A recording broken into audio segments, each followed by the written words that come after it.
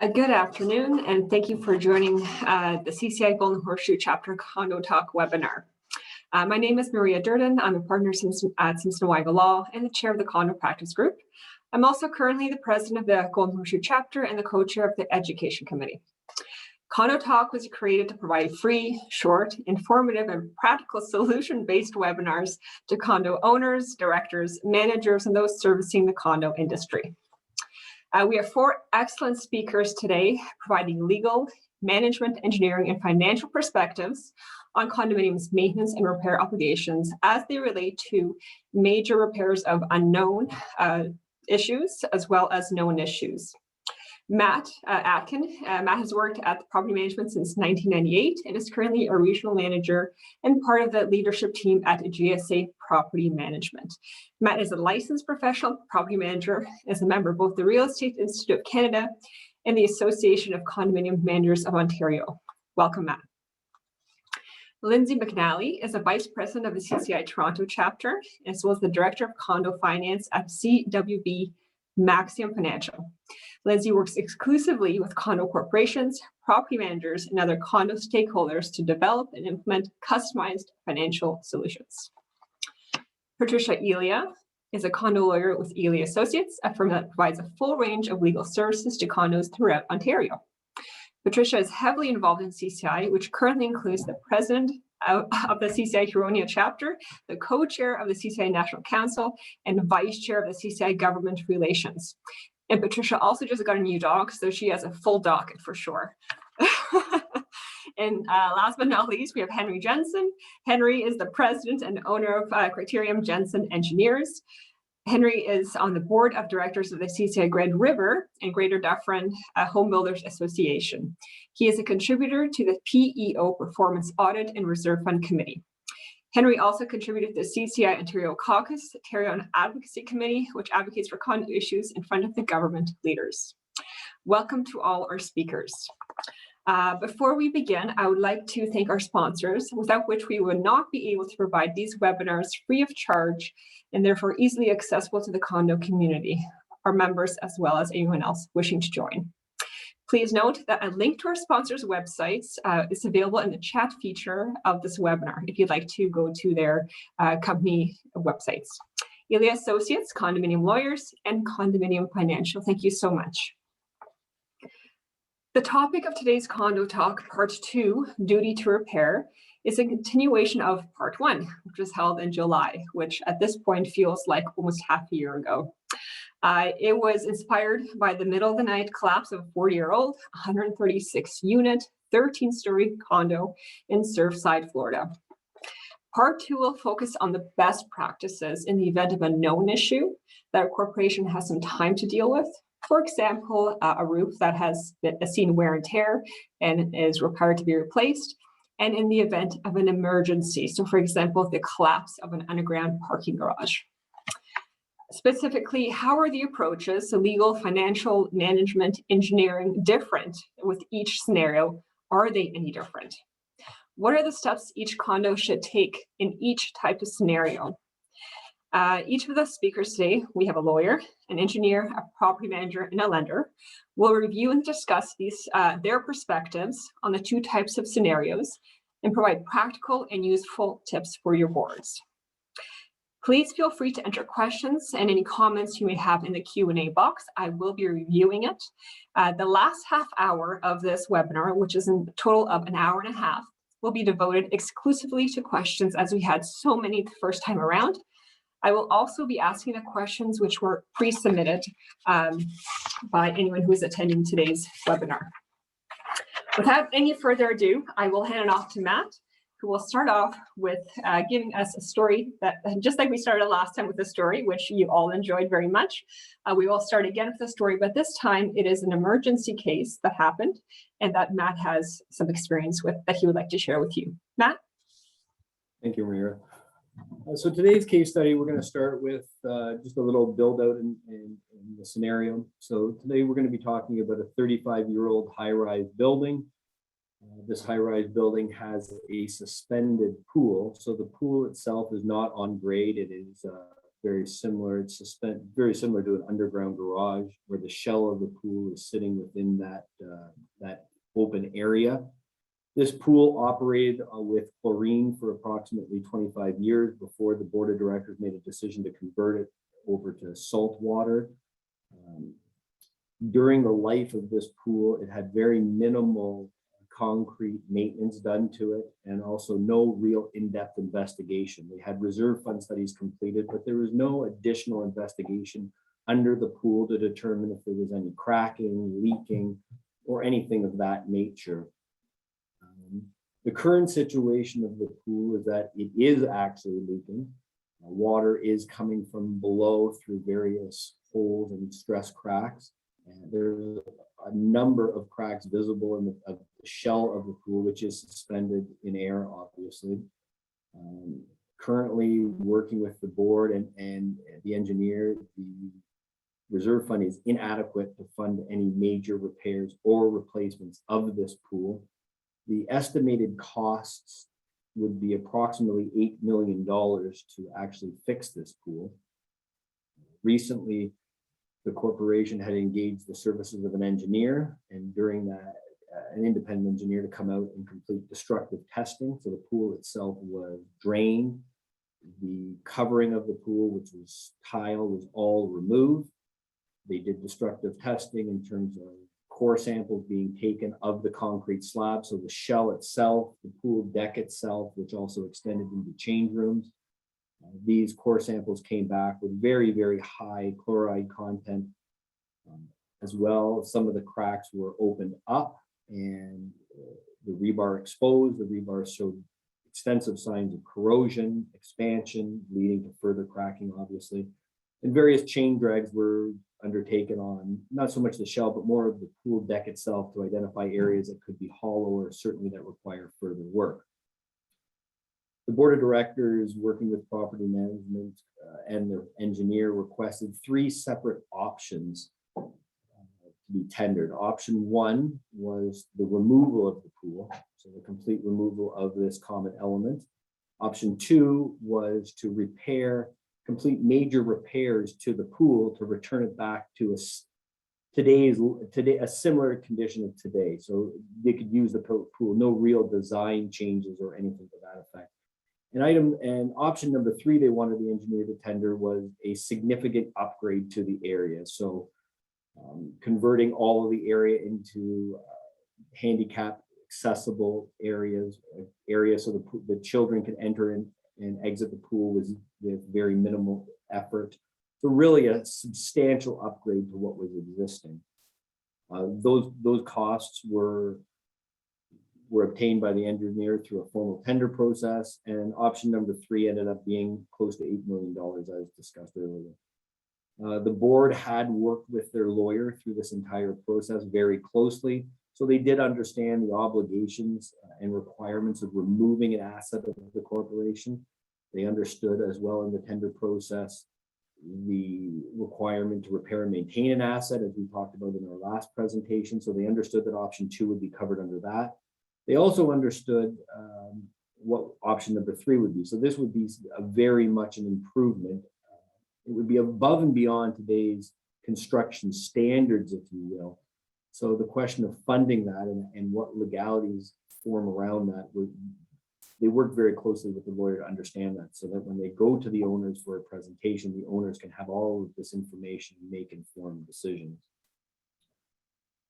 Again, throughout this entire process, the board of directors worked very closely with their property management team, with their lawyer, with their engineer, as well as an outside funding specialist, a lending person such as Lindsay, who's on this call today, to understand their various options, being a special assessment or being a loan.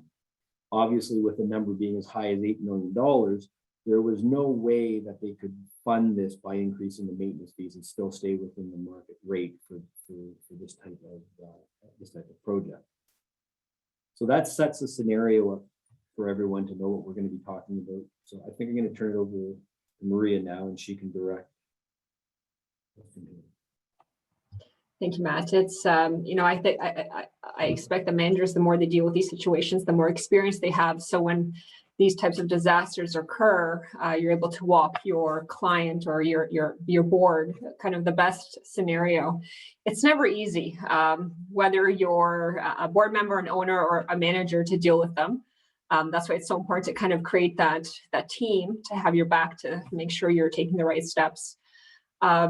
So thank you so much for your perspective on that. We did have a question, if you don't mind if I ask, from an attendee is, how do you get owners on board with a necessary project without getting them getting defensive on it?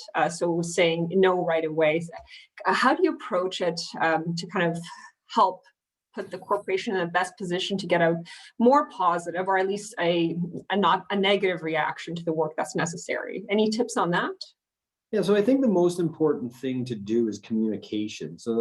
But prior to doing the communication, you need to be able to have all the relevant information at your fingertips and be very well versed in what the options you're looking at. So in this particular case, we had 3 different options. I mean, the removal of an asset from a corporation or a removal from a common element obviously needs to go before the owners, and the owners would have to vote for that. Option number 2 that they looked at was basically repair and replace existing. So that's not something that they would need to go to the owner with. And then option number 3, depending on the significance of the improvement, again, that would then require ownership approval or additional funding, which couldn't be funded through the reserve. So I think what you need to do in these situations is work with your professionals, your lawyer, your engineer, potentially your auditor, and your lending professional to gather as much information as possible. And once you've educated the board and educated yourself on what you're going through, you're then in a position to be able to build a presentation to educate the owners. Because ultimately, in order to get owner buy-in, you need to be able to present them with all of the information in a way that's easy to understand. Obviously, you could have varying levels of education within your ownership, and you have to be able to ensure that whatever presentation you put together meets the lowest criteria as well as the highest criteria, so that everyone is able to make an informed decision. Absolutely. I think education is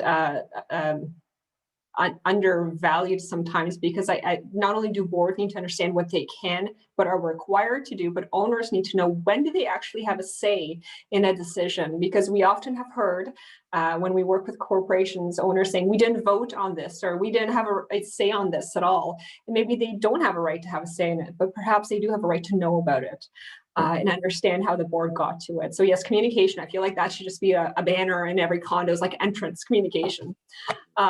Patricia, we're going to go over to you at this point, and as a lawyer, we're hoping you provide us with some explanation or some information on how does the legal approach differ when we're dealing with a disaster, an emergency issue, so the collapse of an underground garage, versus something that we know it's going to happen in the next year or 2. Is the approach different?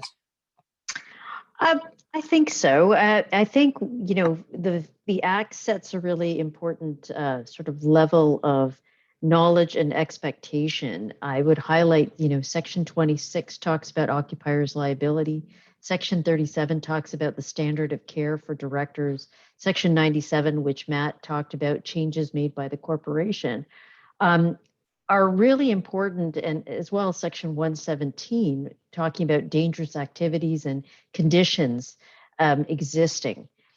And then Section 119 about enforcement. The thing is this, I think Matt's scenario is really powerful in the sense that there's a history, there's a legacy that should be coming through the records, that should be passed on from manager to manager or with the same manager, because boards change. And I think that's one of the things that's important, to always think about where we are in the scenario. So let's talk about where failure is pending.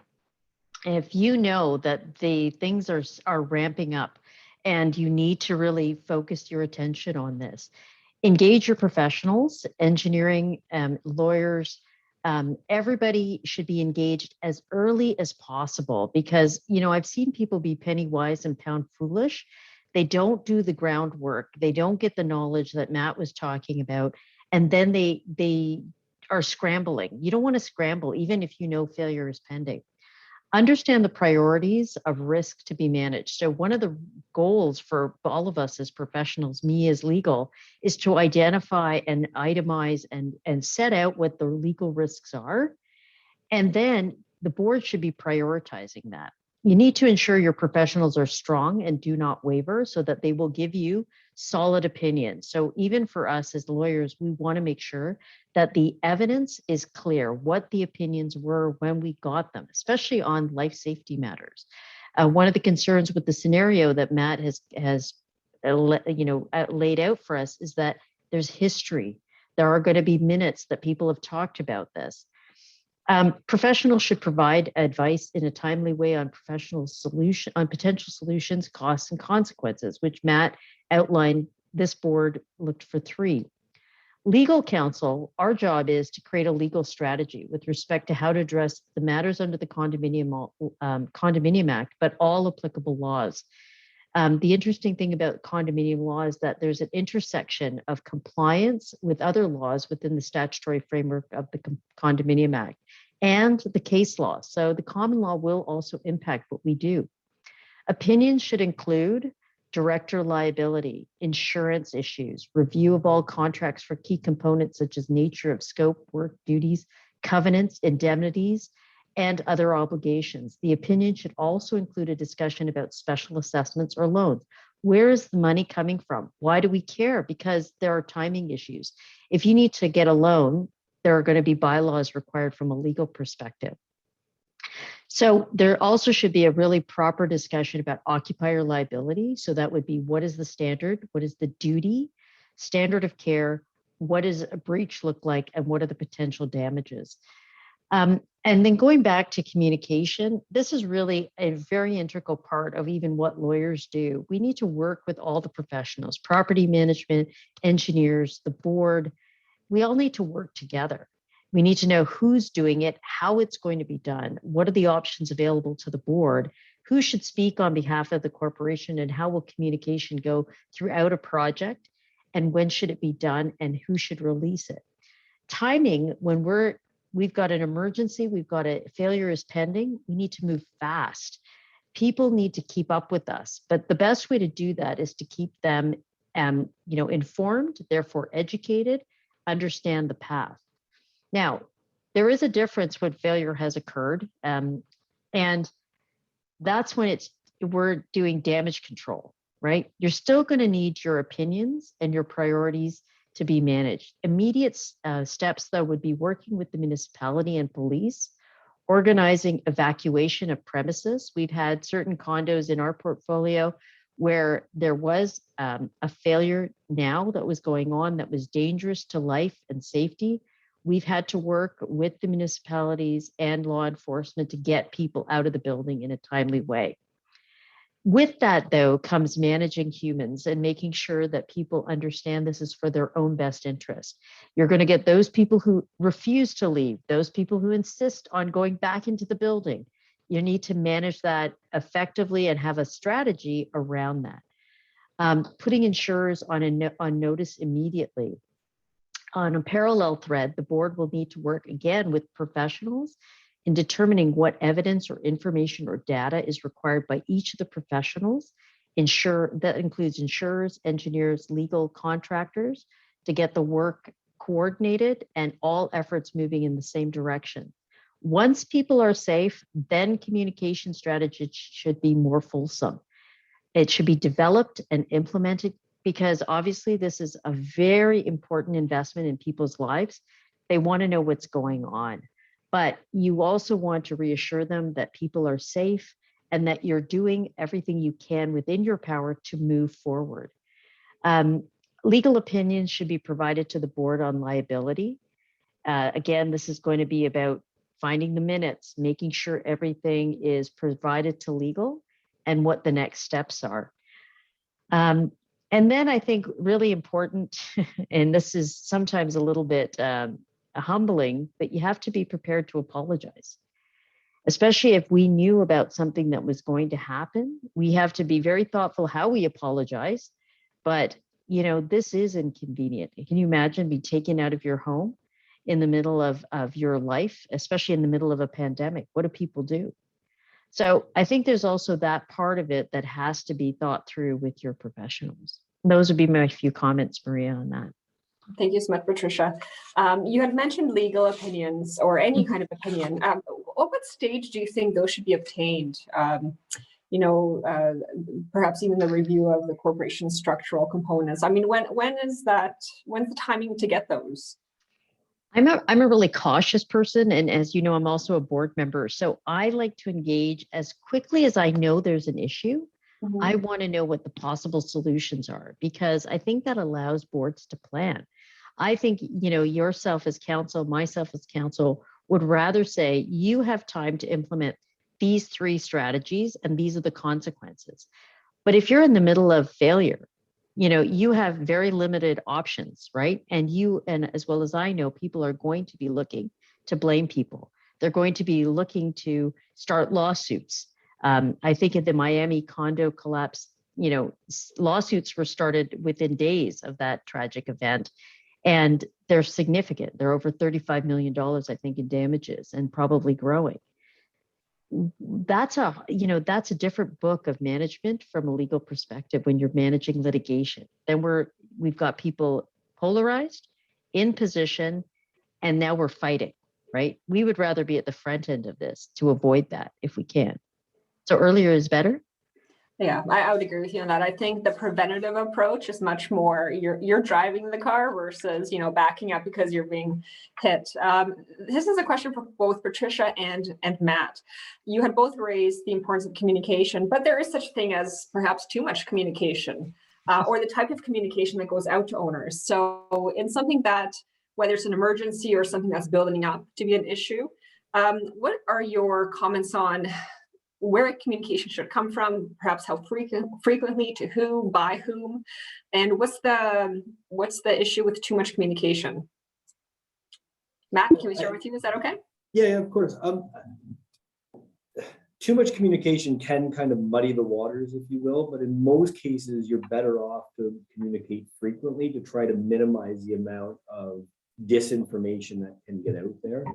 So I think every situation is individual, obviously, and it will dictate how you communicate. But I think in most cases, if you set up a regular routine of updates and you let them know about that at the beginning, when I say them, the owners know about that in the beginning, you can say, for example, in your first communication, this has come to the board's attention. The board is currently investigating this with the help of the professionals, and you can expect another update next week.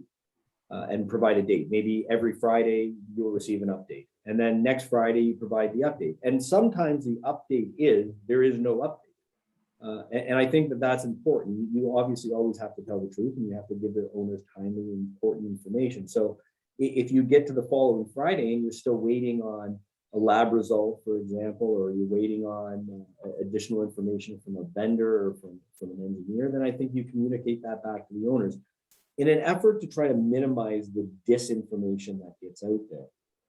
And again, I think, as I mentioned earlier, it's very important to provide information in a way that everyone can understand it. So you don't want to just write it for the resident lawyer, the resident auditor, the resident engineer so that they can understand it. You need to make the communication detailed, but simple in the understanding and to the point.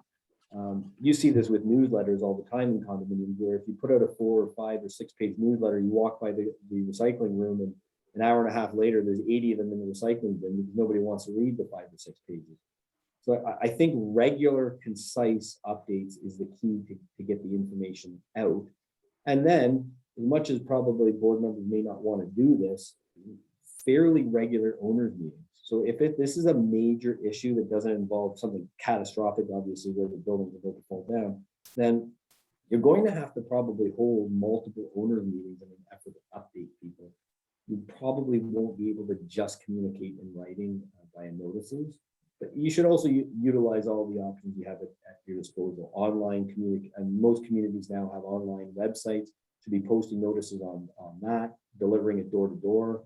Where applicable, you need to get the information out to all of the current residents, but also all of the non-resident owners as well. Everyone needs to be informed. Thank you for that, Matt. Patricia? Oh, I 100% agree with Matt's approach on this. And I think when you're thinking about communication, think about your audience. How are they feeling? Are they feeling vulnerable? Are they scared? Do they like to be in the dark?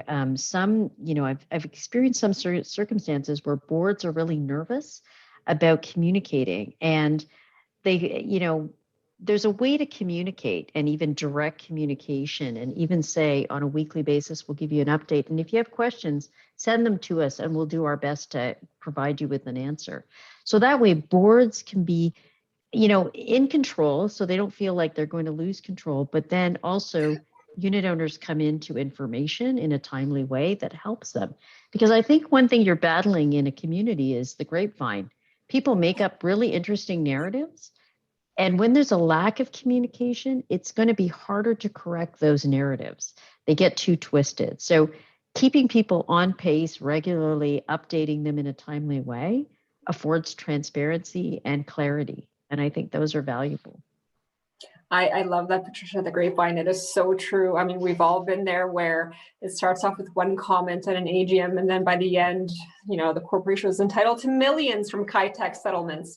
So it happens really fast, and it steamrolls through the ownership, through the residents, and by the end, the board did something shady, and all they were doing was sharing information. So it's Right. one of the most difficult things to manage, but it shows the need for communication and consistent, accurate for owners. So absolutely, I like that. Thank you. And I think on Kitech, the actual payout may have been less than $1.25 per everybody that had a claim. So just so we're clear. It's a reference to a meeting I recently had that I shared with Patricia, where it was an online meeting, and an individual made this comment saying basically the board was doing something untoward and we should have been part of the class action lawsuit, and we missed out on millions, and millions echoes to owners, I'm sure, when there's a lot of repair needed for a condo. So that really, it was you could see the domino effect of that. So managing those situations is extremely important.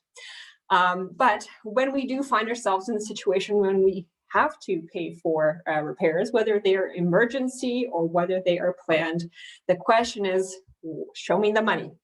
Where does it come from? And on that, if I could pass it over to Lindsay, who could give us some of her points of view and her guidance on this issue. Lindsay? Thanks so much, Maria. Hi, everyone. When we first met in July to talk about this topic in our first session, I touched really briefly on being realistic when you're looking at understanding your options. And what I wanted to do for this session was to actually get into a little bit more detail about what does it even mean to be realistic? If you're faced with a situation, a really difficult sort of surprise situation or a funding shortfall, how do you know what you need to know in order to create a realistic funding plan? At the end of the day, the financial implications of many major projects are often what prevent the adequate maintenance and repair of our buildings. These conversations, they almost always come down to money, especially if we look at the situation that Matthew ran us through at the beginning of this session. If that condo corporation had $8 million sitting in the bank, the discussions of the boardroom table and the discussions with the owners about planning are probably very different. If you have the money, it becomes much more straightforward to deal with. So the first point that I want to make, and I know that Matthew and Patricia already touched on this, I'm going to kick that dead horse one more time. You really need to make sure that you're relying on your experts. So your engineers, your lawyers, and your financial advisors, they're really going to provide you with the best chance to implement a good financial plan that's based on the reality of your situation. You can't create a plan with only a part of the information, and we can't all pretend that we're engineers and lawyers and understand all of the things that need to be considered. So do rely on your experts, engage them early in the process to help you through. Now, from a financial perspective specifically, you need to understand your total estimated cost of the project. This is not just the base bid or the estimate for the project work itself. You need to make sure that you include some budget for project management fees, contingency for the project itself, and then other costs. There may be hidden costs that don't come to mind right away.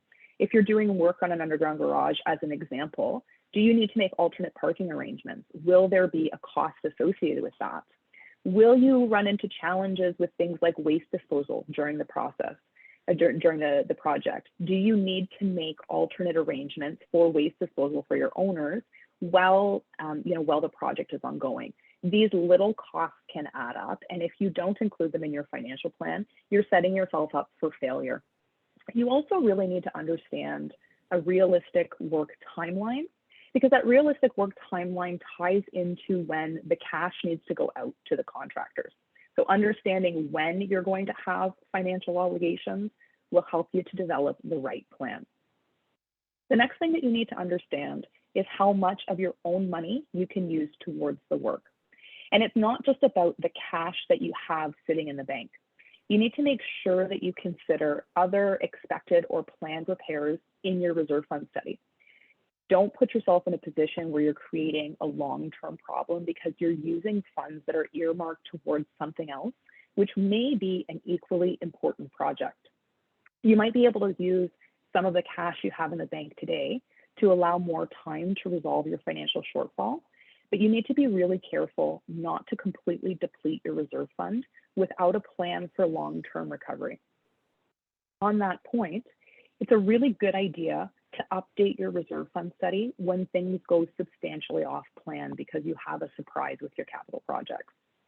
Your reserve fund study, it does tell a story about the whole financial picture of the corporation and its long-term maintenance and repair obligations. And when you compare the plan to the actual costs that are being incurred by the corporation, you can often see the situation unfolding within the reserve fund. And you can sort of plan, or you can see what the impact of a surprise now can have long into the future. So although you don't have to strictly follow the reserve fund plan in terms of your repair scheduling, significant variations can cause future surprises. So I want you to be mindful of that. And comparing your reserve fund study to your actual costs is a good exercise, not just as it relates to a financial shortfall, but also you should be doing it when you're looking at planning your capital repairs annually. Even small variations in costs for major projects can have an impact down the road. So be mindful of that when you're doing your annual planning. And then the last point I want to make there is the use of a specialized lender. So loans for condominium corporations, they are a specific type of credit product. Condominium corporations are a unique type of client for financial institutions. Using a lender that has condominium specific experience, they're going to be able to help you understand how a loan or a special assessment can ultimately be implemented. So as I said before, every situation is fact specific and unique. I can't tell you in this session how to implement a loan or a special assessment for your condominium corporation. It really depends on the situation that you're finding yourself in. But a discussion and review of these needs with the specialized lender, it should come with no cost and no obligation to the condominium corporation, meaning there's no harm in engaging someone to take a look and provide you with some options. Now, finding the right solution, even if you have all of the facts in front of you, is often the hardest part. When we're talking about some of these very large capital projects, unexpected costs or changes in timing can mean large special assessments, condo fee increases, or major loans. So it's going to have an impact on every individual unit owner in the condominium corporation. For a board member, it can seem a lot easier to defer or to not deal with this situation. But you have an obligation as a director, a condo director, to maintain and repair the property. Patricia talked a little bit about those obligations. It's okay if you as an individual director feel anxious about the situation. Just remember, a good plan, it might never be perfect, but it's better than no plan at all. Inaction is never the right solution. When you defer projects, they only get more expensive. We have to account for construction inflation and advancing deterioration of components. And in some cases, you might even be creating an unsafe environment if you take no action at all. Now, I want to come to communication.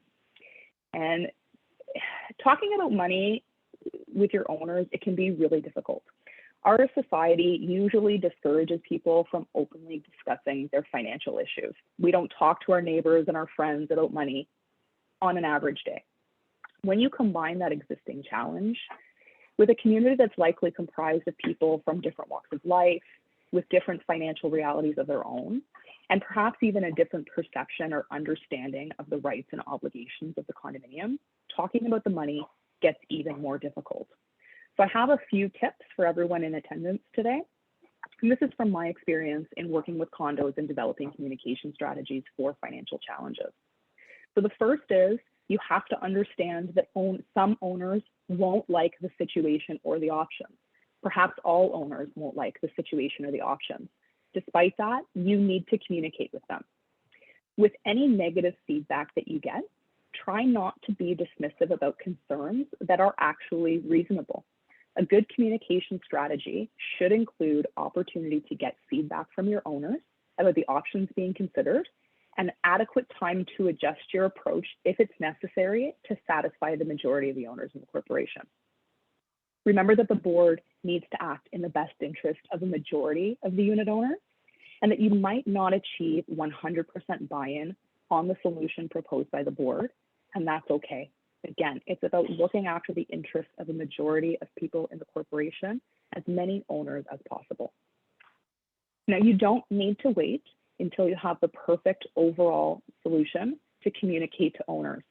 And Matt touched on this a little bit earlier as well. It's perfectly okay to break the communication into smaller chunks, multiple letters, and meetings with owners as more information becomes available. It's important that you communicate as soon as you have enough information to start considering your options. And it actually can be worthwhile to segregate the communication when we're talking about the project versus the funding options. You can get the owners comfortable with the idea that the project needs to proceed first, and then get into the details about how the financial plan. This can actually help owners to understand the process followed by the board to come up with the right solution. In my experience, the very worst thing that you can do is keep a major problem a secret. Some of the most difficult owners meetings I've ever been involved with were because the board did not engage their owners until the very end of the process when they think they have the perfect solution, and owners are just mad because they weren't consulted at all. And the last tip on communication is to keep it as simple as possible while not hiding the details. And there's a little bit of an art to this. You don't want to withhold any facts. This will make you seem dishonest. Some people in your community are going to want to know the exact details of the project, what interest costs are going to be, what the impact on your fees are long-term, not just on a short-term forecast. But you also want every individual to be able to understand, even if they know very little about capital projects or the operation of a condominium corporation. The other thing that you need to make sure that you're doing in your communication is to keep it consistent and factual. So if you're doing a series of communications and the plan changes for whatever reason, it's important to address that upfront in the communication. This is what we told you before. This is the reason why the plan is changing, and this is the result of that change, so that people can see a full dialogue of what the board is doing. So it's really difficult to stand up in front of your owners when you've maybe issued 2 notices that say something different. People will think that the board does not have a good handle on all the facts and may not be taking the right approach. And now the last thing I'm going to do before I turn it over to Maria is I just have a few images that I want to share with everyone today. So what I've done is put together just 3 images of realistic timelines, an emergency special assessment, a planned special assessment, and a loan. And what I mean to do is just show realistic minimum timelines for communication on how you can implement financial solutions. Now, what you might notice when I get into these images is that no matter the situation, the timelines are pretty similar. Taking a moment to ensure that you have communication opportunities with your owners, it doesn't substantially change the amount of time that it takes to implement a financial solution. So of course, the longer you have to implement, the better. You can do more communication, you can fine tune your plan even more. So with all of these images that I'm going to show you, there is opportunity to shorten or lengthen the timelines slightly if there's an urgent need. I'm just going to pull that up here. Maria, just let me know when everyone can see it. No, oh, there we go. Yep. Okay, perfect. So the first is an emergency special assessment. And what I need to show here is, an emergency special assessment really should only occur when a failure has already happened, when you're doing damage control, when you have a need right now to get funds. But even on the shortest timeline, a special assessment still will take, my estimate is 130 days from the time you decide to do it to the time that you've ultimately collected everything. You need to consider this 130 days and working with your contractors and developing a financial model that will suit your construction project. So the first event obviously is that a funding need occurs, and you need to review the situation with your engineers, lawyers, and financial experts to develop a plan. Now, developing this plan, the timeline can vary a lot. It depends on the complexity of the situation and the speed that you absolutely need to move forward with the project.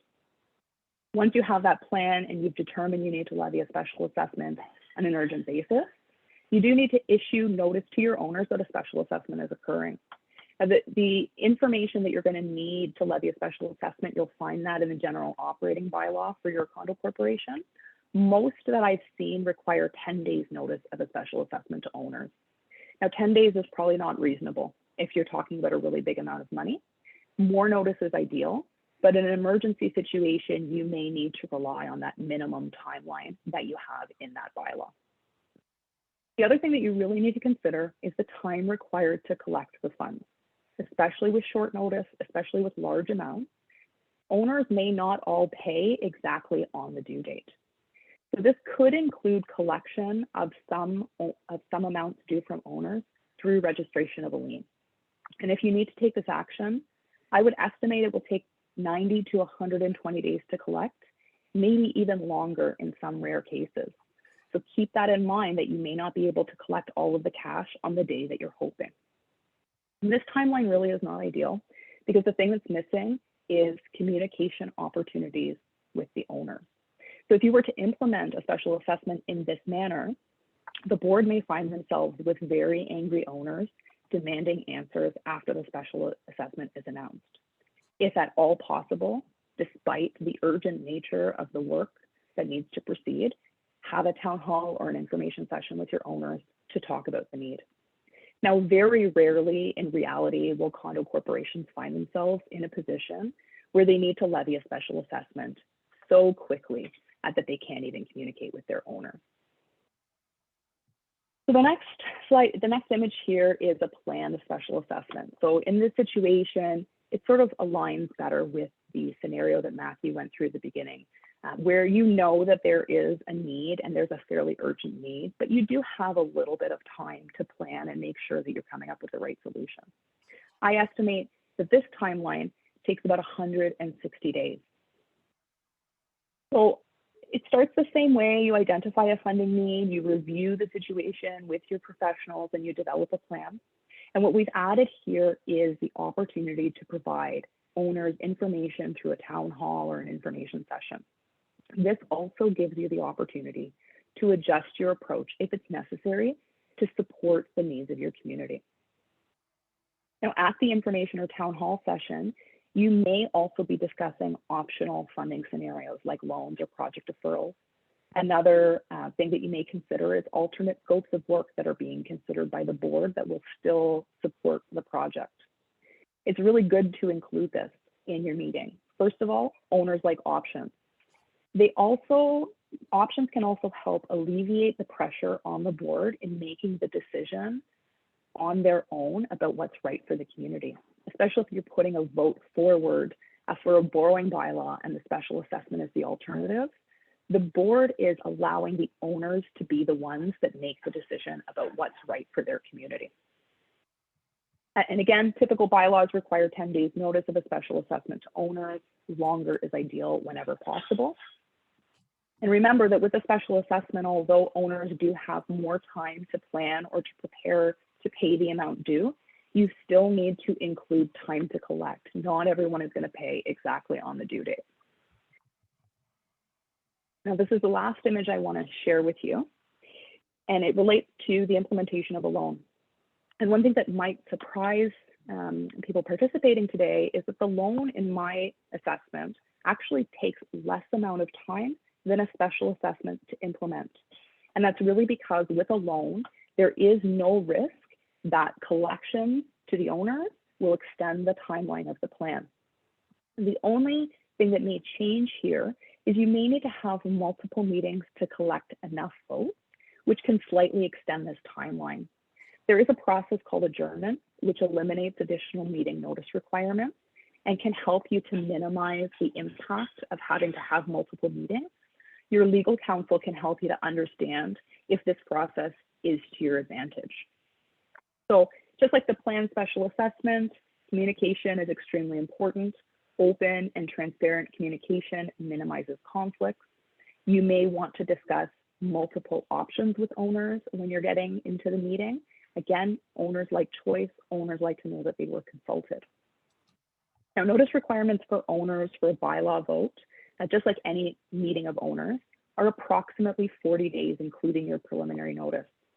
Often the information package for your town hall meeting can be provided with a preliminary notice.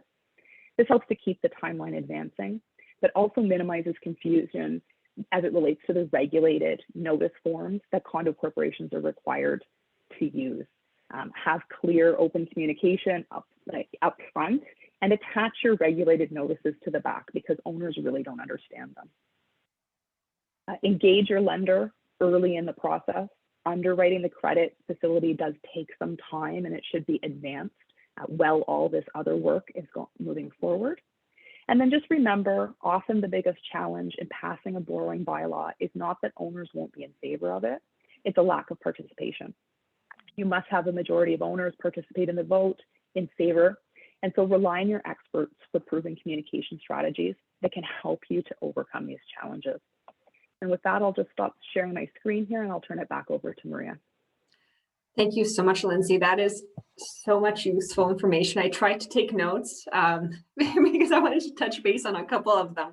I wholeheartedly agree with you. I think when you go for a loan, go with a lender that specializes in condo loans. Like that cannot be understated for a variety of reasons. One, which Lindsay just walked you through right now. Look, the resources a lender who does condo loans can provide are irreplaceable, because not only is the information that the lender can share with the board, but then the board can share with the owners, which will help support possibly getting a loan or at least discussing the different options there are in obtaining money to pay for example, a major repair. So working with a lender that does condo loans, highly, highly recommended. It does save you a lot of time, a lot of stress, and the information is very important. The other thing that Lindsay had mentioned was saying that boards and corporations have an obligation to maintain or repair the common elements in the units depending on the Condominium Act as well as the corporation's declaration. We've said it many times during a lot of our condo talks, but Section 37, you always have to remember what your duty is as a board, and that's to act honestly and in good faith, and to have the care, diligence, and skill that a reasonably prudent person would.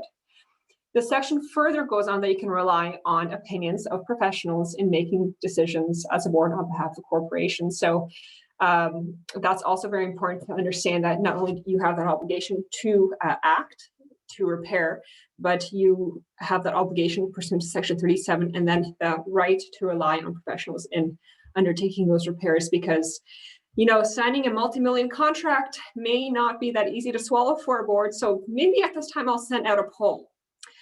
How many of you out there feel comfortable in signing a multi-million-dollar contract and then going to owners and saying, hey, we're on the hook?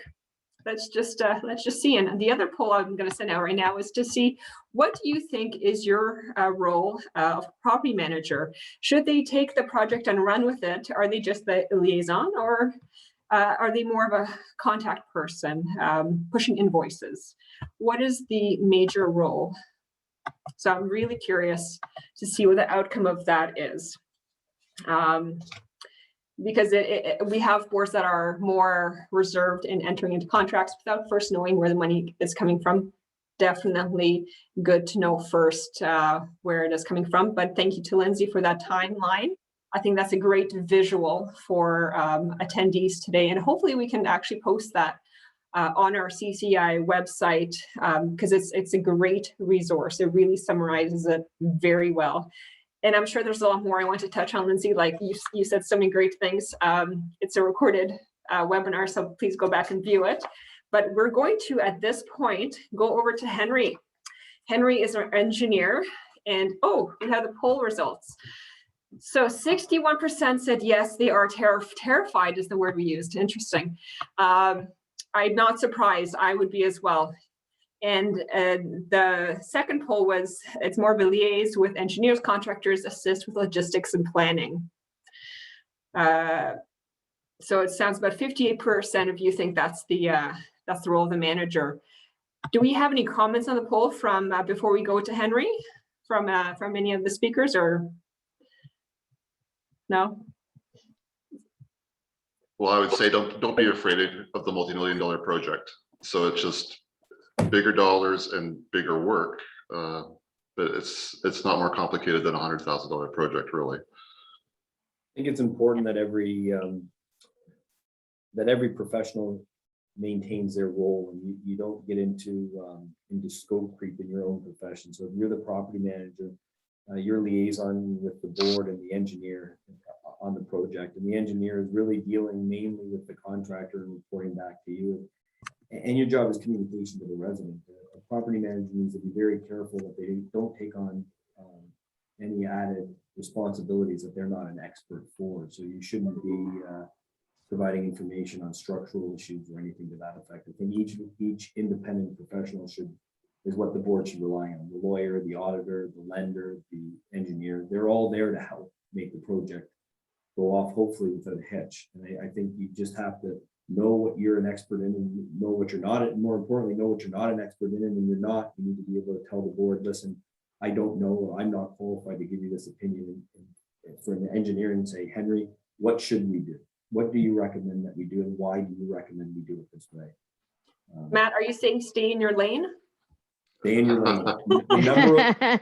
I would say the number one rule in a major project, so it goes smoothly, is communication, and then number two is stay in your lane, because as a board member, but also as a property manager, I mean, you need to stay in your lane. And I think, as a lawyer, I'm sure you'd say the same thing, where you don't want to be giving advice on the chloride content of the core sample. I mean, you want to be giving advice on the act and how it should be maintained. I'd like to just add a couple of comments too to that, because I think, before you sign a multi-million-dollar contract, I think legal counsel should review it and give them adequate time. I think, I agree with Henry that, 100,000 versus $1 million are similar. There are a lot of the similar components in those contracts. You still do want the time to negotiate those terms.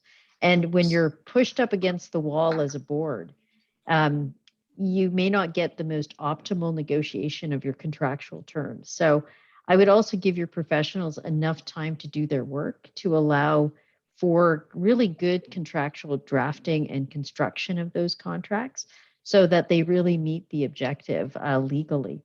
And just one other comment, I think Lindsay brought up some really excellent points, and, making decisions that are for the best interest of owners. I would just bring up this one point, is that sometimes owners don't always see the same way what is best for them. So you're still working from the corporation's best interest as to manage the assets under the Act. Because we've been in situations where people will not pass the bylaw for the special, or the bylaw for the loan, and will fight the special assessment because their condo has been neglected for decades. These things don't happen overnight. They happen over time. And then what happens is the next board is in the position of trying to go forward, and they can't. Their hands are tied. So there is case law out there as well that talks about passing bylaws with a lower majority based on the interpretation of the Act, and sometimes it's required to be using those. It also depends on working with your lender to make sure that the loan terms are met and what the thresholds are that the lender would like to see in place in terms of support from the community. So there are a lot of moving parts from the legal perspective that we can add value as the process goes. Thank you, Patricia. And I thought that by part 2, we would have exhausted all the very interesting topics related to this. And I feel like it's even grown into a bigger beast. Henry, can we hear from the engineer's perspective? Major versus small or timed repair. What's your take on this? Yeah, a lot of good content so far that I could just reiterate. But just a few other thoughts about when an emergency occurs. I think most condo corporations should have some sort of emergency preparedness plan. And there's lots of online resources to research what that is about. But basically, it's an emergency response plan. So you know who's in charge, who's going to communicate, who you need to call. So when disaster strikes, everyone has a role to play. So the authorities having jurisdiction, like police, fire, rescue, ambulance, utilities, contact your property manager and engineer, have experts available to address a disaster. It's good to have the basic framework for an emergency preparedness plan so that you have some step-by-step guidelines to work through a crisis. So, and condo corps, I think, should have this in complicated communities. Many municipalities have this, especially with climate change. We see flooding, tornadoes. It's hard to address every situation, but at least have the basic framework of a plan in place. And when you have an emergency and a disaster strikes, be prepared that it's going to be overwhelming. So use your team, use your property manager, use your engineer, use your lawyer, use the local officials as part of your team to work through the process. So the short term should always be to protect life safety. And then the long term is what do you do? So from an engineer's perspective, it's just, we're always faced with a problem. We analyze it, we develop solutions. And again, that's working with the entire team that we have here today to develop that solution. And then similar to any failure, it's like we have to understand how it happened. Can it be repaired? Can it be rebuild? And then how can it be funded? So the emergency is the situation we don't want to get ourselves into. But I think, I guess my biggest tip would be to have an emergency preparedness plan. But the better scenario is when you know you're going to have a potential issue and you have time to deal with it, like Matt discussed earlier. So one of the things I like that Matt said was they actually took the water out of the pool. So they had time to look at what the failure modes could be and develop a plan. So when you have time, you can make informed decisions, work in a timely manner. But timely means working quickly, not taking your time and making a decision. You have to make informed decisions quickly. You should be completing condition assessments, which is different than a reserve fund. A reserve fund should identify when work should be undertaken, but it's not going to give you the true picture of what the work that is needed to be done. So a condition assessment is a detailed technical audit prepared by a licensed professional.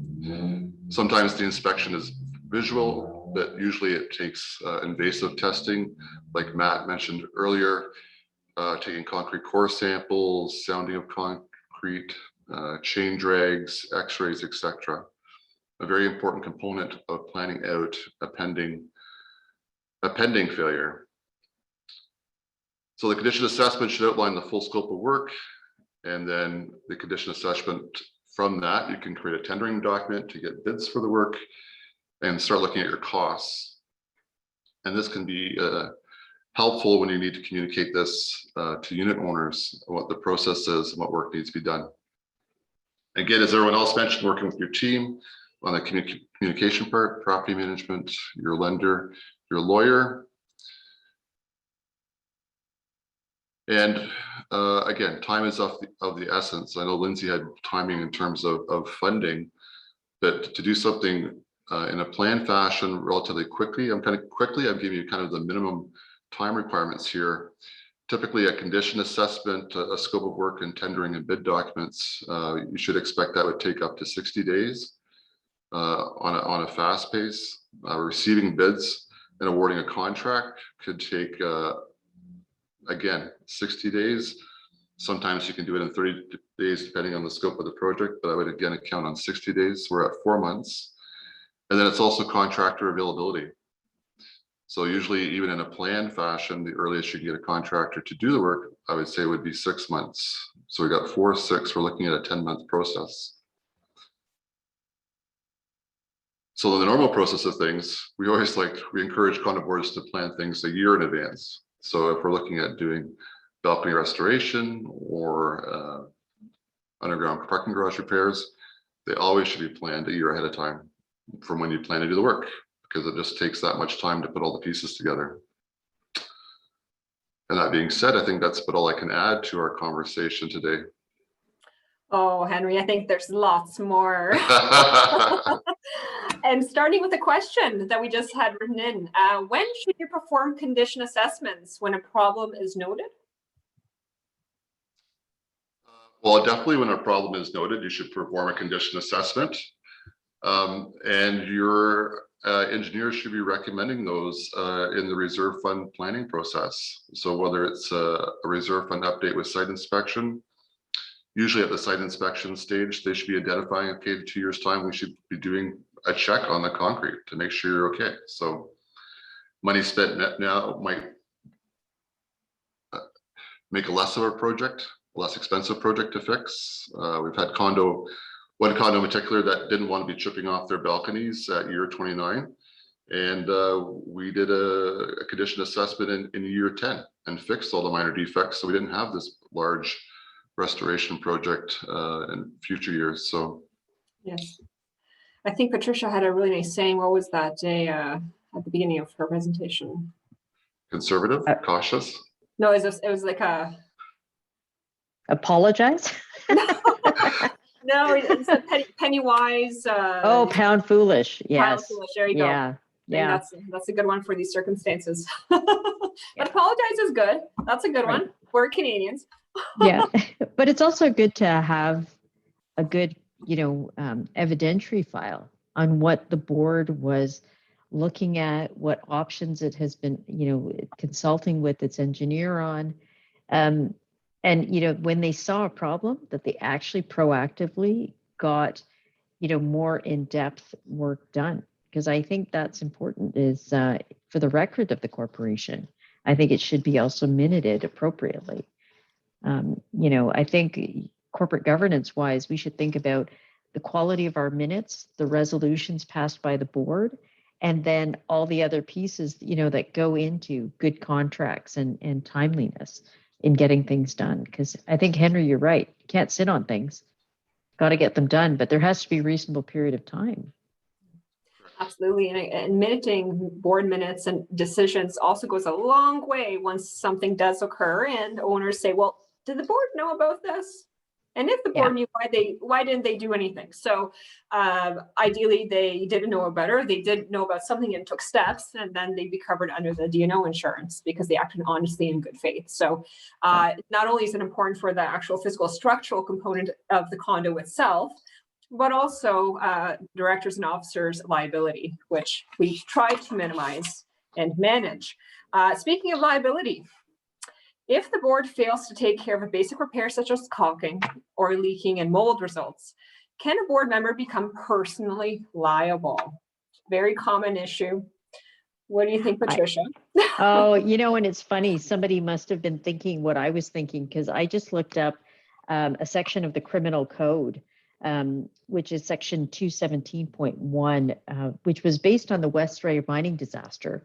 Maybe people remember May 9th, 1992, 26 miners lost their lives in the Westray mine. And what ended up happening is legislation was created to make those people in charge liable for their knowledge. And this was really, really critical. It established these sections of the criminal code. So we're not just talking civil liability here, we're talking criminal liability. And people go individually to jail for these kind of offenses. Where in a workplace death, these sections establish rules for attributing criminal liability to organizations, including corporations for the acts of their representatives, establishing a legal duty for all persons directing work of others. So the board is where the buck stops. We have to remember that we're directing, and I say we because I do sit as a director, makes me crazy and nervous at the same time. But we need to be thoughtful about this, is that we can be personally liable if we don't follow professional opinions. And if we knew and we sent people to their death, and I hate to be that frank about it, but if we put people in awkward positions, people could go to jail. Not just the fines. There are hundreds of thousands of dollars of fines, but you could lose your freedom. So you need to think very thoughtfully about the path. Absolutely. So we're now into the Q&A period part of our webinar. So thank you for the presentations, but we'll be touching base on all of them depending on the question asked. One just came in, and it's actually timely to what Patricia just said, and is if there's a safety issue at your condo and the previous board made a decision on how to proceed, so to act on it, but a new board has come in, or a new quorum of the board has come in and has reversed the decision, what can owners do to make sure that the previous board's decision actually is the one that governs? We've seen this before, whether it's boards are removed, directors are removed because owners don't like the decision, or for whatever reason the decision is changed. Does that attract liability to a board? What kind of duty does the current board have to a previous board's decisions? Is it a completely new slate? What are they bound to? Should I answer? Start this one? Sure, we can go together on this. You know what? This is why I think minutes are so really important in terms of setting the platform, setting the reality. Because I've worked for boards and corporations which have made really intelligent decisions, minuted it, and then a new board takes over. I get fired, of course, and new opinions are sought. But what we have done very effectively is in our minutes set up the obligations of the corporation. We have been very clear as to what the decision was and why. And so the question in my mind is, how does that change from board to board? If I get an opinion from a reliable engineer and they say to us, guess what? There's water pouring into the underground. It looks like there's corrosion of the rebar. You need to get this fixed. And we make the decision and move forward, taking into account all of those professional opinions.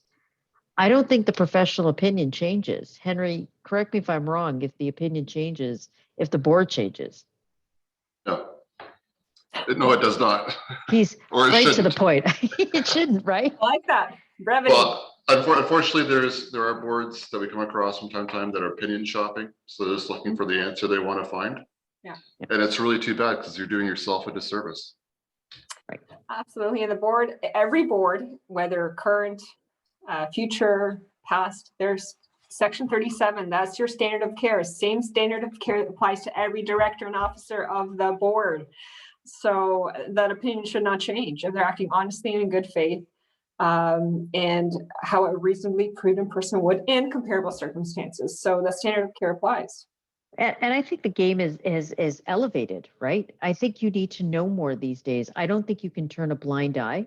I don't think you can be willfully blind. I think there's enough directive under the Act in Section 37 to say, go speak to a professional. If you are not the professional, stay in your own lane as a board member, and go and speak to Henry or his team and get a professional opinion, right? Because it's outside then of the board and the politics of the board as well.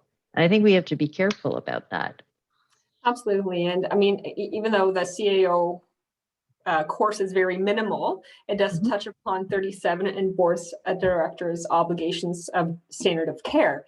So these are a required course you have to take when you sit on the board, so you are aware now of your obligation. You cannot say, I didn't know, which unfortunately is just not a defense.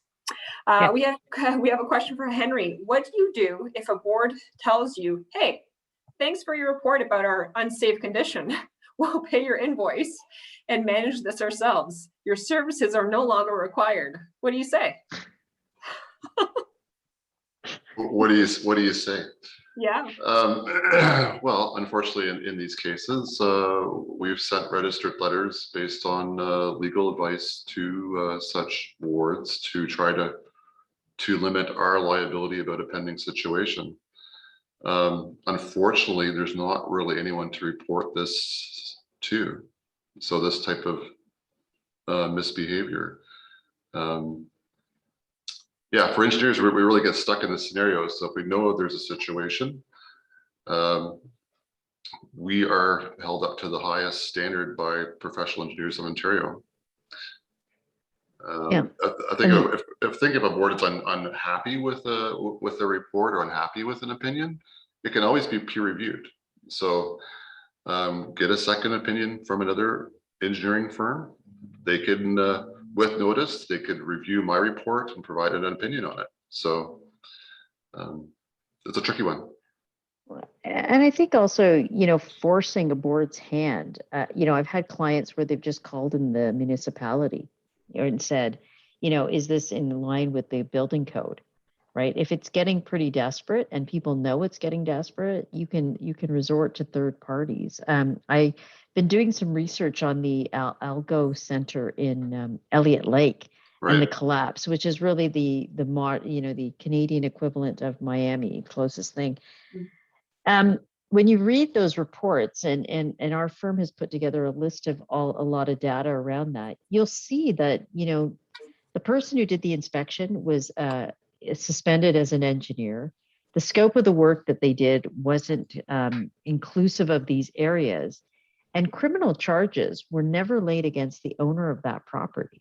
I find it very frustrating. I'm not sure why criminal negligence charges were not, tendered or put forward by the Crown. Why would they not have been? They knew, and it shows a history of knowledge. So, I'm curious, should there be like a third-party resource where these issues can be brought to somebody's attention besides a municipality? Henry, what do you think? Like even municipality, I find lots of building officials don't even know what to do. You can tell them something, but they're also weighing their liability. Like we haven't had great success with municipal officials dealing with these types of situations in a proactive manner. And maybe it's something that has to go to the CAT. I don't know. So there was a question, follow up to Henry, should you report the situation to the municipal building authorities? And I think like you just said, sure, but whether they're going to actually step in and provide the assistance you would hope for. Yeah. But I think with the Surfside condos though, and the Champlain Towers, the fact that the Surfside municipality was in there regularly, I think everybody's going to take a step back now and look at municipal liability differently. I think Ann's Merton is still a relevant case in terms of looking at standards of liability, strict liability, et cetera, from a legal perspective and what the test is. But I almost think now you're going to need as somebody with the appropriate legislative authority and power to go in and force somebody's hand, right? If you can show that your report's totally correct, this condo is going to collapse, and the board is not willing to take the steps necessary to preserve life safety, I would want a path of solution, like immediate. And the thing is, do unit owners have the ability to go and get an order from court? I don't know. Or get an administrator appointed? That would be another option, perhaps. Maria, what do you think? Yeah, it's tough because the owners are really heavily relying on the board of directors and making those right decisions. And the board is heavily relying on having the authority to undertake them. I think we have to have some kind of third party that we can count on without them being afraid of attracting liability. You have the local municipalities building departments signing off on new builds, on occupancy. So I'm not sure why it would be any different if we're aware of an issue of an existing corporation that's 20 years old. I think there's a break there, and it's all because we're all afraid to be liable. But at a certain point, we have to be able to stand up and say, yes, this is safe. Yes, no, this is not safe, and be able to stand by that. Otherwise, how are we going to be able to continue living in older properties with any kind of not guarantee, but something that we know that it's still safe without being able to have that check and balance. It's tough. So what if the Surfside municipal authorities had said, buildings condemned? Yeah. Out, everybody out. Yes. It would have forced people to action. Absolutely. Right? Like everybody would have like, what? Yeah. Right. You can't debate this anymore. Yeah, well, you terminate the condo, you divvy up the assets, and that's what you have to do. There are condos, I can tell you, in Hamilton that are getting up there in age, and it's not worthwhile to maintain and repair because they're too old. Or conversions that have been converted, but they're now 20 years old and they're not great. So the best option is to terminate, and then all the owners get their value from the common elements and the units that are sold. So I think you have to start having those discussions, and they are saying that we're going to see more terminations because the cost for major maintenance and major repair is escalating beyond the point of making sense. You're throwing good money after bad. So you have to make a decision at a certain point when that happens. I have a question for management here from someone. Our property manager, and I know this would never be you, Matt, says that the reserve fund study is just a suggestion and they have never executed any scheduled repair in 3 years. How do we know what is actually needed or just a suggestion? Is it management's job to provide this analysis? What do you think? So it's management's job to somewhat provide the analysis, but I don't believe that the reserve fund study is just a guide. It is really a plan, and really in the first 5 years, the plan should be very accurate, both in terms of the timing of major repairs and replacements, as well as the costing. So I spoke about this earlier, and Henry did as well. It's very important not to just update your reserve fund financial update, or even an update with a simple inspection. The more complicated your property is, the more additional investigations are required in order to create an accurate reserve fund. So instead of just assuming that the boilers are 10 or 15 years old and assuming that they should run another 15 years, actually having an independent HVAC consultant come in and take them apart and look at them and see how they're running, so that you can put accurate ages and accurate times on them. Having your hot water tank, if it needs to be relined, or have it inspected, see what the lining of it's like. Doing some investigative work on slabs in terms of chain drags, potentially doing a core sample. Make sure that all of the items that you have planned to be done in the definitely in the next 5 years, and it doesn't hurt to go as far as 10 years, but make sure that you have accurate costs. The other thing too, and you have to be very careful with some of the estimates that are being put in by the engineers. In some cases, they are estimates, and you can get widely varying costs. So you have a reserve fund study that's updated, and they're projecting that you're going to need $500,000 to do repairs in 5 years, and you're diligently putting this money aside. We're going to have $500,000 in 5 years. We're going to be able to do this work. And then all of a sudden, 5 years comes and you tender that work, and that $500,000 is now $1 million. You say, well, I followed the plan. Well, again, the plan is only as good as the amount of effort that the board and the property management team and the engineer put into creating that plan. So if you just go with your base, if you think to yourself, going back to Patricia's comments, penny wise, pound foolish. Thank you. If you go, if you think to yourself, well, I'm going to save $500 and I'm just going to do the base reserve fund study update this year. Well, you're saving a few $100s, but in a number of years from now, that may cost you several $1 million. And people also have a hard time grasping the concept of how much money we're actually talking about. If you're putting in $500,000 a year, and all of a sudden you increase it to 525, and then 550, and then 575, and then 600,000, it has a very large net effect.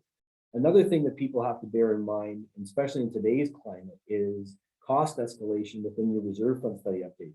So if you did a reserve fund study update a year and a half ago, for example, and you're relying on costs from a year and a half ago today, I believe a lot of those costs have probably gone up 15 or 20% just because of inflationary effects. So I think a reserve fund study, we touched on this before, is not a document that should sit stagnant on your desk for 3 years, after it's completed. It's a document. It's a document that you should really be often pulling out, referring to, planning. It's not to say that the underground schedule in 5 years, it has to be done in 5 years from now. You very well could get to that 5-year point and do some further investigation. Say, you know what, it's really safe to just do some remedial work here, and it can last another 5 years. But then that is actually the critical point, and Lindsay touched on this before, that you have to have money available to do all of these different projects, and you can't just always fixate on the one project. If there's a project that's out 7 years and it needs more attention than the project that's staring you in the face, then you can pull that project in and push the other project out, working with your engineer and working with real cost. It shouldn't be the manager and it shouldn't be the board doing this, pushing in and pulling out and assigning costs. All these costs should be done working in conjunction with your engineer. So what I'm hearing you saying, Matt, is that the reserve fund study is a live document.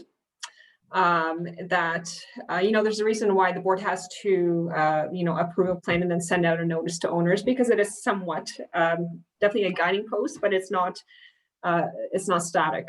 It's a live document that has to evolve with the times. Another question that came in was with respect to the underfunding of reserve funds due to COVID. So because of supplies, because of cost of material going up. Also, we do have a webinar coming up on reserve fund costs gone wild on October 6th, where we will be discussing reserve fund options, which issues are caused due to COVID-related issues. So a decrease in material, increase in costs, our labor, and things like that. Henry, we had another question for you. Roof surveys. How often and what does it cover? Okay.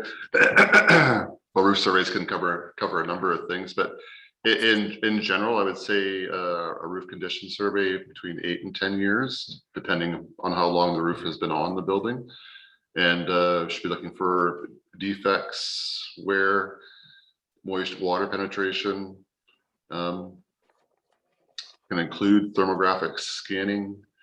You can do moisture readings to see if there's water collecting underneath the membrane. So I would think in general between 8 and 10 years, and we complete them when the roof needs to be replaced, but there's also to do maintenance. So it depends on the circumstances. It does. I like it. You sound like a lawyer.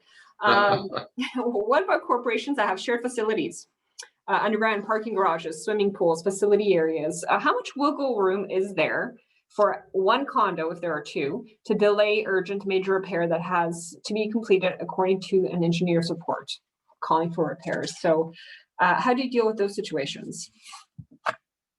Patricia? Well, I think you've got to get your team together as quickly as possible, honestly, and get people working simultaneously. Like sometimes you're going to have parallel, people working at the same time and have them structured into a check-in to see how things are going, because you're collecting data. If it's an emergency, you've got to assess the emergency pretty quickly. Like even just think about, let's say a fire, right? Creates an immediate need. You're going to have to, deal with third parties like firefighting, but you're also going to have to get your insurers involved. Like I said before, you have to organize that team, get communications going, and figure out who needs what data. And hopefully there's a shared facility agreement, which can help in, addressing these situations. Yeah. And I think with shared always facility, it's much more complicated, right? Because people sometimes don't always see it. They don't always have the money. And, shared facility, it's only as good as the agreement, because the shared facilities committee is not a legal entity.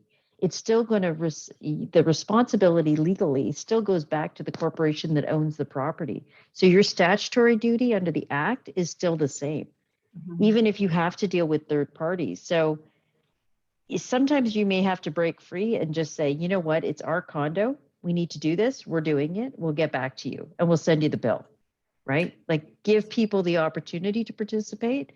But I've been in circumstances where it's shared, and whoever's responsible for the property is going to quarterback at the end of the day, because if somebody gets hurt, the occupier liability is the owner, right? Section 26 reverts back.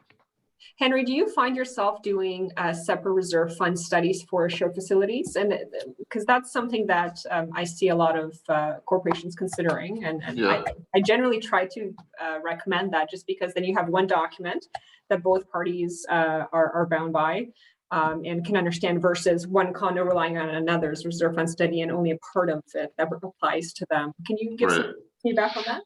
Yeah, I'll just go back to Patricia's comment and just for a quick minute here. In those shared facility conflict situations, sometimes what we've done is work with other engineering firms. So if there's another engineering firm representing the other condo corp, then the engineers kind of get together and have a meeting of the minds, and sometimes making it more technically simple versus politically complicated helps the shared facilities move along with the project.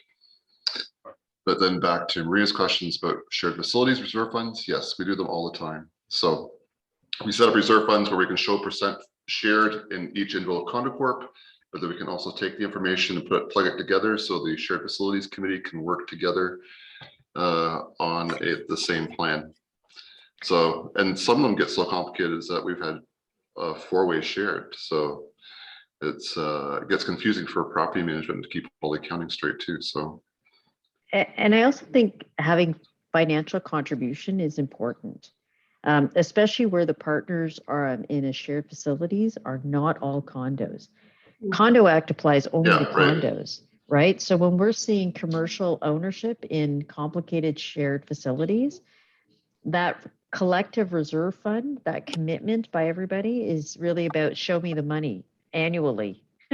Don't hold it, because commercial components, they sometimes have different agendas. They're like, we're not keeping our cash here, forget it. When you need it, we'll write you a check. And then I always ask myself, like, are you good for the money just in case I need it? Like, how do I know who you're selling to? And if they don't keep, cash lying around. But that's how the declaration's written usually, right? Commercial only has to pay when they're invoiced. So sometimes with what we've done with some commercials, because we've actually rewritten shared facilities agreement, we've said everybody's contributing to the reserve fund. If I have to do it, you have to do it. Put your money in. And, doesn't always work depending on who the commercial owner is, but sometimes we've made it work. Good. Right? Lindsay, I think you had a comment. Yeah, I just want to add one quick comment to the shared facilities discussion. So in my experience working with shared facility committees, the biggest mistake that condo boards or other parties to the agreement make is they fail to understand what self-help remedies exist within their shared facility agreements to resolve disputes exactly like this. One condominium corporation may have the right to do the repairs if they're truly urgent and bill back the other party, but they may not under the agreement. So making sure that you understand what your rights and obligations are under the shared facilities agreement, but also how you help yourself and resolve those disputes. It's typically right there in black and white. I don't know why more people don't follow them, but getting legal advice can help you to understand what those options are too. Yeah. And just on shared facilities agreements, you can't contract out of the act. So the other thing is too, even if an agreement tries to create a different set of responsibilities, it may not be binding if under the act, the primary party that's responsible is the owner of the land. Right. So I think that's also something to think about is when we're interpreting those sections, we also have to go back to section 176 of the Condo Act, which says, you can't contract out. If you do, it's void ab initio. So that means it was never valid at the beginning. So I think that's also part of that remedy piece is how does it really work if we're going to be sued, right? Because then we care about whose insurance will respond. And why will they be responding first, right? And then will they be able to subrogate or claim against the other parties as well if there's an insurable loss? And it sounds like a silly thing for me to say, but know what is actually part of your property. Some corporations that are shared think, that we get to use the parking, but it's not actually ours, and the other condo thinks the same. So really understand what your boundaries are as a corporation. It's basic. Get the plans, really draw it out and understand so you know what your obligations are if something arises, or just regular maintenance and repair obligations. It is 1:29 and I have no idea where the time went by. I'm going to ask one last question because I think likely all the condos or all the directors or property managers who are with us this afternoon have dealt with this issue. So it's hoping just to get a quick response from the speakers. How do you get companies that have done repair work that's not so great to stop passing the buck? So what kind of tips do you have to dealing with a contractor who maybe started the work and then walked off the project, or finished the project, but then you have to fix it? Any kind of tips you can provide? We'll go in kind of a circle. I'll start with Henry. Do you have anything from an engineering perspective? Make sure you have a contract and you hold back money until you're satisfied. Excellent. Matt? Just echoing what Henry said, a good CCDC contract has been previously reviewed by the corporation solicitors, so it's binding.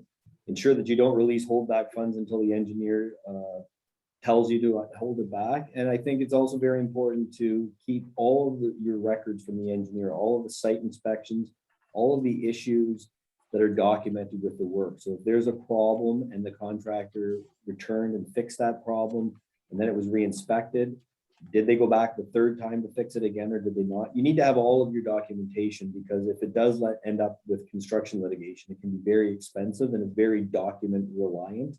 So you need to make sure that you have your documentation from the engineer. Patricia?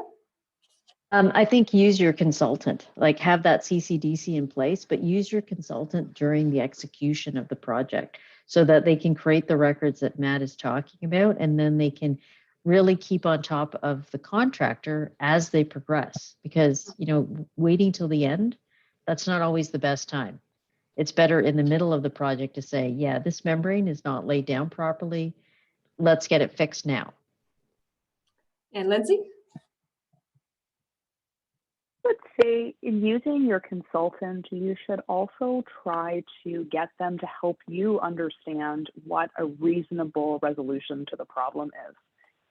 I've seen condo boards want the world from contractors when there's been sort of maybe more minor issues.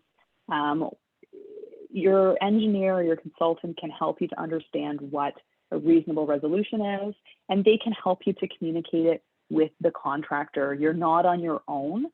And if you feel like your engineer is leaving you on your own in these decisions, ask them for help. Tell them you feel alone, because that's what they're there for.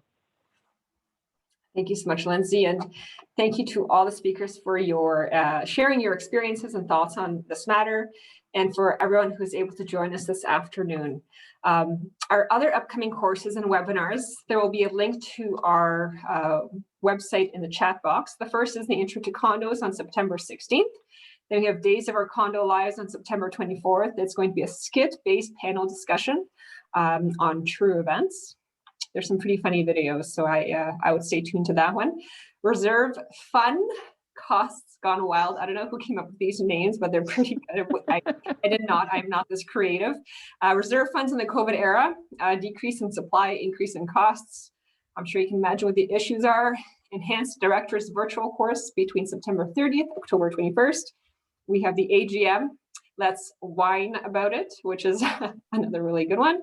That's going to be a special event at the end that you will need to sign up for. And we have the national conference being held on November 13th. As always, we encourage your feedback. We are always reviewing your comments and suggestions and incorporating them into our webinars, and definitely the condo talks. There will be a survey, very short survey at the end of this webinar. We would really recommend that you send back your comments and give us your topics of suggestions for future condo talks, which we are in the process of planning. We hope you enjoyed today's Condo Talk. Again, thank you to the speakers, to the sponsors, to the attendees, and we look forward to you joining us soon again. Have a good afternoon.